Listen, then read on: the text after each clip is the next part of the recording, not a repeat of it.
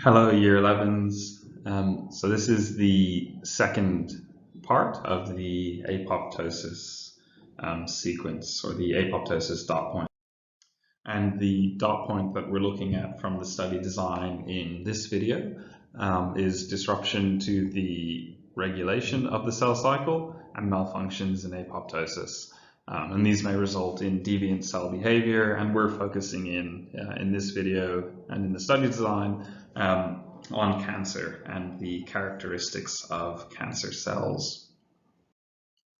So the success criteria, what I'd like you to be able to do by the end of this video is discuss how errors in the regulation of the cell cycle can result in unusual or deviant cell behaviors, for example, cancer, and that you can compare and contrast cancerous cells with normal cells. So previously we had talked about what apoptosis is and how it functions, but here we need to touch in on the regulation of the cell cycle. So we have talked about this a little bit when you were discussing the cell cycle and mitosis and meiosis. But here we're really going to be focusing on these cell checkpoints. So this picture should look very familiar to you by now.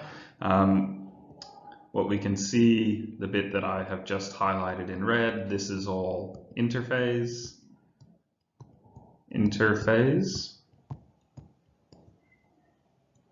And we have this little M here, which is where our cell is undergoing division. So it could be mitosis or our meiosis in our sex cells. So you can see the checkpoints, and we've probably discussed them a little bit already by now, but we're really going to focus in on what's happening in these checkpoints and how it relates to apoptosis. So the first checkpoint is the G1 checkpoint. This occurs just after the cell has, in the cell cycle, it occurs just after the cell has actually divided. So we have a relatively new cell, and it also occurs before the cell would undergo division. So the point of the G1 checkpoint is to check for cell size, nutrients, growth factors. So obviously the cell's just gone through division, so it's going to be a little bit smaller. So we want to make sure after that cell is divided that it's safe and healthy and ready to complete its functions. Now, what we're also checking for is any damage to DNA after that division has occurred, to make sure that the cell's safe and ready for that cell for the DNA to be replicated in S in the next phase.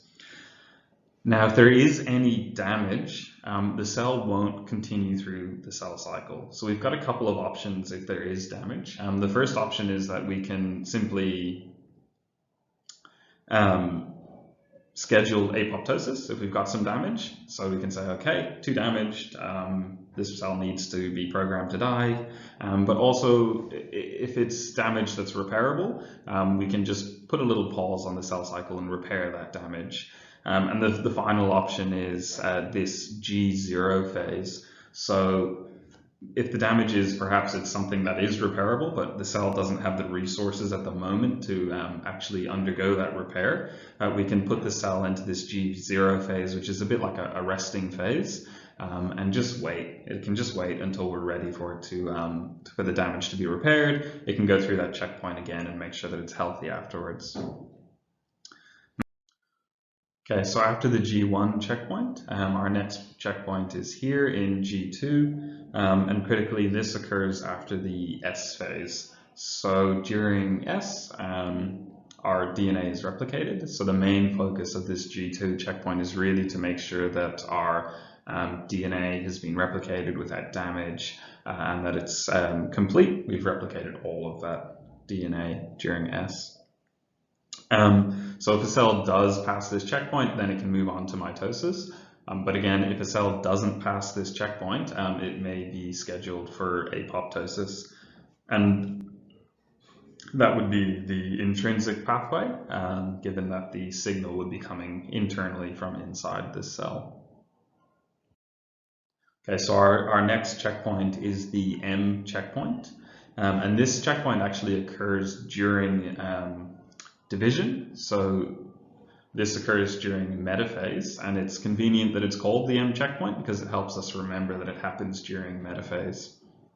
And as we know, metaphase is when the chromosomes line up along the metaphase plate in the middle of the cell, and this checkpoint, which is also called the spindle checkpoint, checks that the chromosomes are correctly attached to these spindles.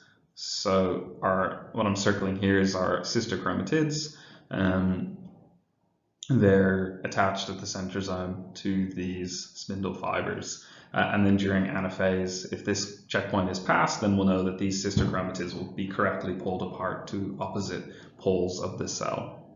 And similar to our other checkpoints, if we do have an error here, we can stop that cell cycle, put a pause on it, and make sure that we fix that error first before we continue onwards. And if the error is not fixable, again, we can schedule apoptosis. Okay, so now we're going to look at the results of some errors in the cell cycle, and we're really going to focus in on cancer. So I think the first thing we need to do is just get a clear definition of what cancer is and a few key terms. But so it's important to know that cancer is just the uncontrolled division of cells. And we'll talk about the reasons why that might occur. But simply put, cancer is uncontrolled cell division. So if we look at this little scale that I have here, you might remember from the first apoptosis video, we saw a picture of the same scale, but it was in balance, where we had that rate of cell renewal equal to the rate of cell death. We had balance. But here, when we have cancer occurring, we can see that the balance is a bit off, and the rate of cell renewal is higher than the rate of cell death. So we don't have enough apoptosis occurring, or we have too many new cells being created. So some other key definitions that you'll want to know is just a tumor. So a tumor is just a mass of cancerous cells. And the final one is a malignant tumor.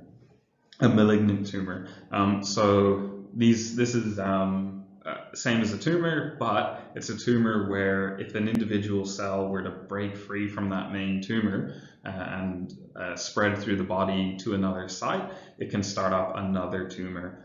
So a malignant tumor is quite a scary prospect, I guess. Okay, so we'll move on. So this slide, we're just looking at a bit of a comparison between normal cells and cancerous cells. So it's normal cells versus cancerous cells. So what are the differences? So in a normal cell, like I touched on earlier, so that cell division is regulated, so we have that balance. So critically, cell production is equal to cell death. But in a cancerous cell, those genes that are helping to control the cell cycle might have mutations, and the cell cycle is unregulated. So we don't have that same level of balance. In a normal cell, our checkpoints are there, they're functioning, they make sure that when we pass DNA down to our daughter cells that there's no mistakes. Cancerous cells, those checkpoints might be ignored or they fail, and we keep passing on that damaged DNA. So, which is why we get these tumors forming, because cancerous cells go on to create more cancerous cells. In a normal cell, we have these genes called proto-oncogenes, and what these do is they send a signal to the cell to continue dividing, and we have another type of gene called a tumor suppressing gene. And these tell cells when it's time to stop dividing. In cancerous cells, we still have proto-oncogenes and tumor suppressor genes, but then they might be mutated in some way, and they aren't functioning correctly. And finally, in normal cells, we have something called contact inhibition. So what this means is when cells get very close to each other, they send a little chemical signal out to say, okay, there's another cell here. I don't want to go and make another cell or divide when I'm so close. So you get that regulation. But in a cancerous cell, there's some sort of an error with that contact inhibition process. And cells will actually grow in those tumors, in those masses, and they'll grow on top of each other until it becomes an issue. Okay, that's the end of apoptosis. Refer back to this video anytime you need to. Hopefully it all sticks.